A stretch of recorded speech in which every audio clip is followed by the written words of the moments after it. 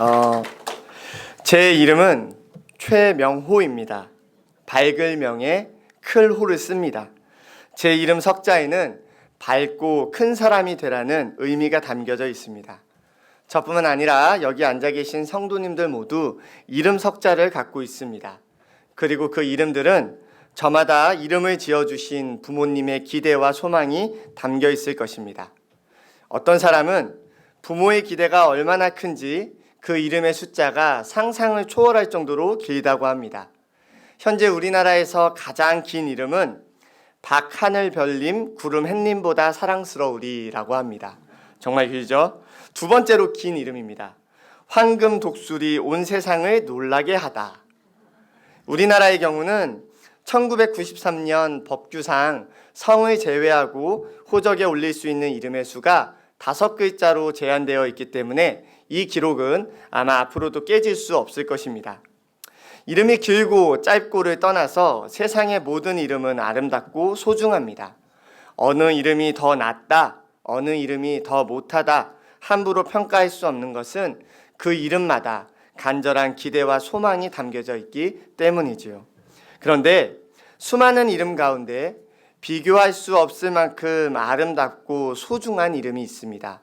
오늘 본문 마태복음 1장 21절을 우리 함께 읽어보도록 하겠습니다. 읽겠습니다. 시작. 아들을 낳으리니 이름을 예수라 하라. 이는 그가 자기 백성을 그들의 죄에서 구원할 자이심이라 하니라. 아멘. 세상의 수많은 이름 중 가장 아름다운 이름이 무엇일까요? 네, 예수라는 이름입니다. 2000년 전 유대 땅에 태어난 한 아이의 이름입니다. 그 이름은 시간이 흘러 전혀 다른 문화, 전혀 다른 세대의 사람들에게도 소망이 되고 노래가 되고 희망이 되어주고 있습니다. 왜 예수라는 이름이 이토록 귀한 이름이 된 것일까요? 본문에서 하나님은 천사를 통해 마리아에게 말씀하십니다. 아직 임신하지 않은 마리아에게 하나님은 천사를 통해 뱃속의 아이의 이름을 지어주십니다. 아들을 낳으리니 이름을 예수라 하라.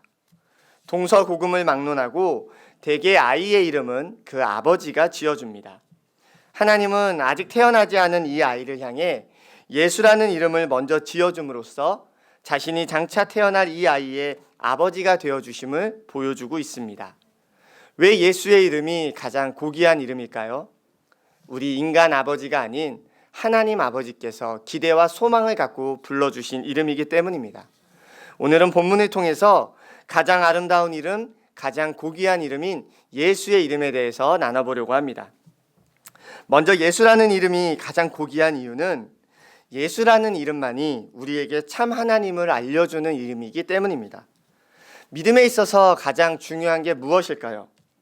얼마나 열심을 내는가일까요? 얼마나 정성을 다하는 것일까요? 아니면 얼마나 끈기 있게 믿는가 이것일까요? 믿음에 있어서 가장 중요한 것은 열심도 아니고 성실도 아니고 우리가 믿는 대상이 누군가 하느냐 하는 점입니다. 한 교회에서 광복절을 맞아서 광복절 특별 예배를 드리기로 했습니다. 예배를 준비하면서 광복의 의미를 다시 한번 되새기기 위해 예배 순서 가운데 애국가를 넣습니다. 그런데 문제가 생겼습니다. 예배 자막을 맡은 전도사님이 후렴 가사를 치면서 하나님이 아니라 하느님이 보호하사라고 친 것입니다. 이 전도사님은 그저 가사를 있는 그대로 쳤을 뿐인데 예배 후 몇몇 성도님들 간에 격렬한 논쟁이 이어졌습니다. 하느님이 맞느냐, 하나님이 맞느냐의 싸움이었습니다. 성도님들의 생각은 어떻습니까? 하나님이 맞을까요? 하느님이 맞을까요?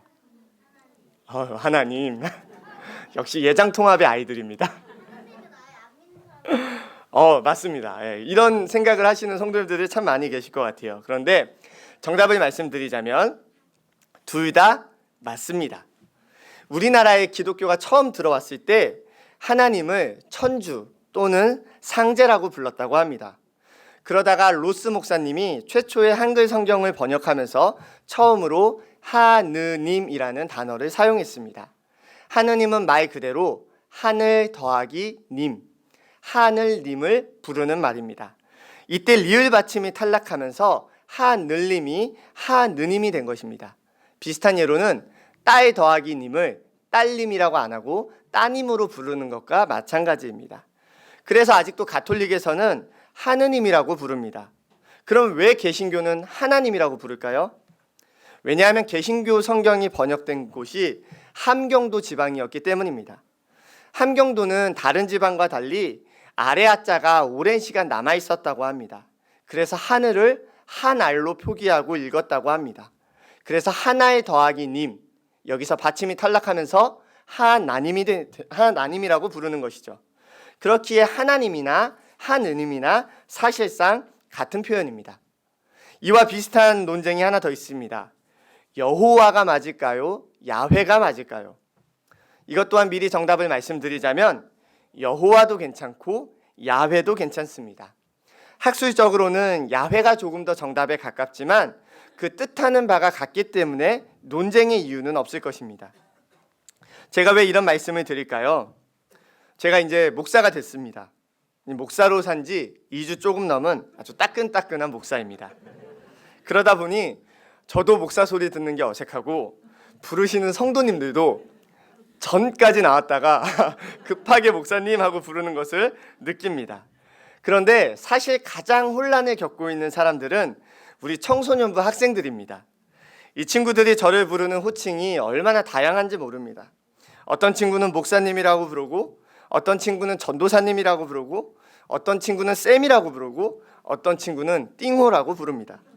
호칭이 제각각입니다. 그런데 아이들이 저를 보고 전도사라고 부른다고, 또는 아이들이 저를 보고 선생님이라고 부른다고 해서 제가 그 아이를 혼내거나 나무랄까요? 어디 감히 목사님한테 이럴까요? 그렇지 않습니다. 아이들이 저를 뭐라고 부르든지 상관없이 저는 늘 사랑과 애정을 담아서 그래 무슨 일이니?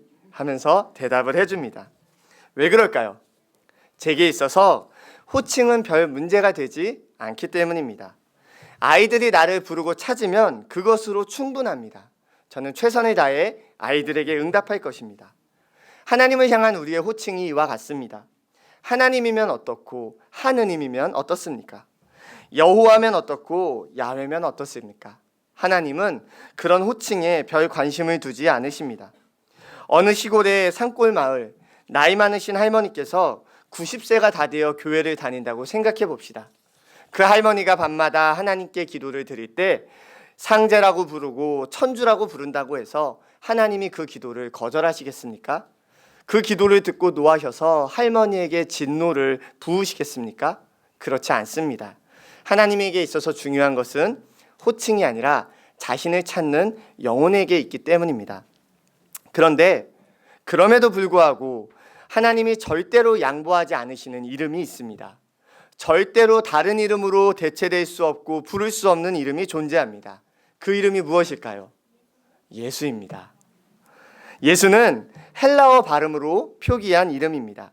그래서 예수를 히브리식으로 읽으면 여호수아가 됩니다. 어디서 많이 들어본 이름이죠? 모세의 후계자 여호수아와 같은 이름입니다. 여호수아의 뜻은 무엇일까요? 여호수아의 뜻은 여호와께서 구원하신다라는 뜻입니다. 왜 하나님은 그 아들의 이름을 예수라고 지으셨을까요?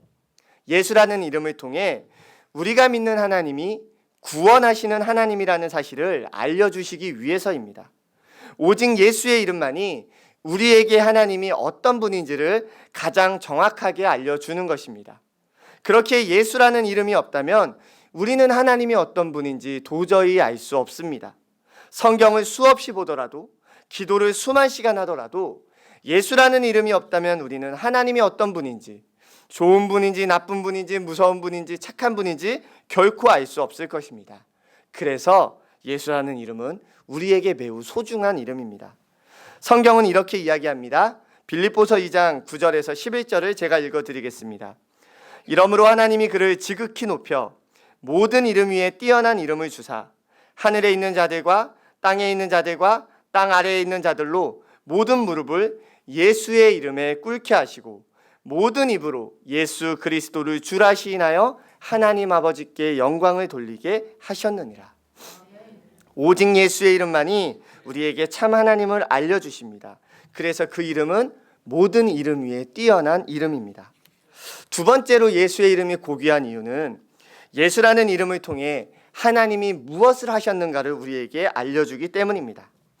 우리는 앞서 예수라는 이름을 통해 우리가 믿는 하나님이 우리를 구원하시는 하나님이라는 사실을 나눴습니다. 그러면 이제 다음 질문을 던져봐야 합니다. 하나님은 우리를 어디서 구원하실까요? 그 답이 오늘 본문 21절에 나와 있습니다. 본문을 다시 한번 함께 읽어보도록 하겠습니다. 아들을 낳으리니 이름을 예수라 하라. 이는 그가 자기 백성을 그들의 죄에서 구원할 자이심이라 하니라. 아멘. 천사는 마리아에게 예수님의 이름을 가르쳐 주면서 한 가지 말을 덧붙입니다. 이는 그가 자기 백성을 그들의 죄에서 구원할 자이심이라. 우리는 예수라는 이름을 통해 하나님이 우리를 죄에서 구원하시는 분임을 깨닫게 됩니다. 어디서 구원하신다고요? 죄입니다. 그렇다면 왜 하필 죄에서 구원하실까요? 사실 우리에게 죄의 문제는 그리 급한 문제가 아닙니다. 우리에겐 죄보다 급한 문제가 산더미와 같습니다. 가난에 지친 성도들에겐 죄는 잠시 접어두고 이 지긋지긋한 가난에서 먼저 구원해 주시면 안 될까요? 질병으로 고통받는 성도들에겐 죄는 잠시 미뤄두고 지긋지긋한 질병에서 먼저 구원해 주시면 안 될까요? 우리에게 죄는 전혀 급하지 않은 문제인데 왜 예수님은 우리를 구원하시되 하필 죄에서 구원하실까요? 제가 지난 주중에 영락중학교 사역을 다녀왔습니다. 수업을 마치고 쉬는 시간이 되면 영락중학교에서 교목을 맡고 계신 홍만우 목사님과 이런저런 담소를 나누며 시간을 보내는데 홍만우 목사님 아들에게 갑자기 전화가 왔습니다. 목사님이 심각한 표정으로 아들과 통화를 하시더니 통화 끝에 이렇게 말씀하셨습니다. 알겠어. 그거 사. 당장 사. 그리고 전화를 끊으셨습니다. 무슨 일인가 여쭤보니 목사님께서 이런 말씀을 해주셨습니다. 부모가 되고 나서 자신이 가장 못 견디는 게 하나 생겼습니다. 그게 뭔가 바로 자녀가 무언가를 해달라고 할 때 그것을 거절하지 못하겠다는 것입니다. 아마 목사님께서 어린 시절 집안 형편이 어려워서 갖고 싶은 것, 하고 싶은 것을 마음 놓고 누리지 못했기 때문이라고 말씀하셨습니다. 그래서 자기 자녀만큼은 하고 싶은 것, 갖고 싶은 것 있으면 최대한 해주고 싶다고 이야기하셨습니다.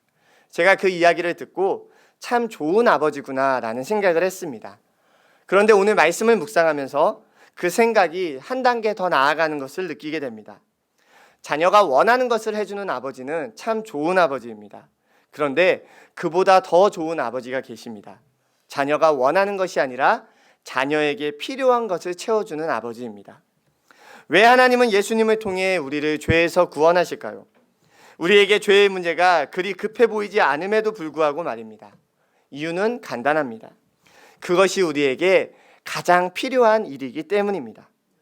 하나님이 우리의 가난이나 우리의 건강에 무관심하신 것이 아닙니다. 하나님이 우리 삶에 당장 닥친 문제들을 가벼이 생각하시는 것도 아닙니다. 오히려 하나님은 우리의 필요를 아시고 그 필요를 채워주시는 선하신 아버지입니다.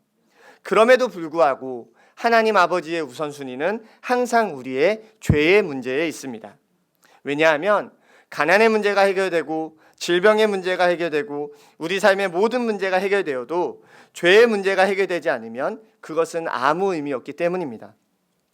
마가복음 8장 36절에서 예수님은 말씀하십니다. 사람이 만일 온 천하를 얻고도 자기 목숨을 잃으면 무엇이 유익하리요? 왜 예수님은 우리를 죄에서 구원하실까요? 그것이 우리에게 가장 긴급한 문제이기 때문입니다. 자, 그렇다면 어떤 사람이 예수님의 이름을 소중히 여길까요? 어떤 사람이 예수님의 이름을 사랑할 수 있을까요? 죄의 문제가 나에게 가장 긴급한 문제라는 사실을 깨달은 사람입니다. 눈앞에 가난과 질병과 여러 가지 삶의 문제가 죄의 문제보다 더 급하다고 여겨지는 사람에겐 예수의 이름은 그리 중요하지 않습니다. 그러나 다른 어떤 것보다도 하나님 앞에서 나의 죄의 문제로 신음하고 아파하는 영혼에게는 예수 이름만큼 귀한 이름이 없습니다. 그분이 죄의 문제를 해결하는 유일한 분이시기 때문입니다. 사랑하는 성도 여러분, 하나님 앞에서 나 자신의 죄의 문제로 가슴 아파하고 계십니까? 하나님의 시선으로 나의 문제와 결핍을 바라봐야 합니다. 나의 죄 때문에 아파해야 합니다. 죄의 문제가 내 삶의 가장 긴박한 문제임을 깨달아야 합니다. 그것을 깨달은 사람만이 예수 이름의 진정한 가치를 아는 사람입니다. 송명희 시인이 쓴 예수 그 이름이라는 시가 있습니다. 이 시에서 시인은 이렇게 노래합니다. 사람들 그 이름 건축자의 버린 돌처럼 버렸지만 내 마음에 새겨진 그 이름은 아름다운 보석. 내게 있는 귀한 비밀이라. 내 마음에 숨겨진 기쁨. 예수 그 이름. 세상 사람들은 예수의 이름을 건축자의 버린 돌처럼 버렸습니다. 나는 가난이 급한데, 나는 질병이 급한데, 나는 삶의 여러 가지 문제가 급한데 예수는 죄 이야기만 하는구나. 그러나 송명희 시인은 발견했습니다. 나의 가장 근본적인 문제, 나의 가장 긴급한 문제, 죄의 문제를 예수께서 해결해 주셨구나. 그래서 그는 노래합니다. 내 마음에 새겨진 그 이름은 아름다운 보석. 내게 있는 귀한 비밀이라. 내 마음에 숨겨진 기쁨. 예수 그 이름. 사랑하는 성도 여러분, 예수의 이름만이 우리에게 참 하나님을 가르쳐 줍니다. 그래서 그 이름은 모든 이름 중에 뛰어난 이름이 되었습니다. 예수의 이름만이 우리를 죄에서 구원합니다. 그래서 그 이름이 우리의 산소망이 되었습니다. 예수의 이름을 더욱 귀히 여기고 예수의 이름을 더욱 사랑하는 행복한 교회 모든 성도님들 되시기를 간절히 바라겠습니다. 기도하겠습니다. 우리에게 예수의 이름을 주시니 감사합니다. 예수의 이름으로 하나님을 알게 하시니 감사합니다. 또 예수의 이름으로 죄에서 구원받아 참 생명을 얻게 하시니 감사합니다.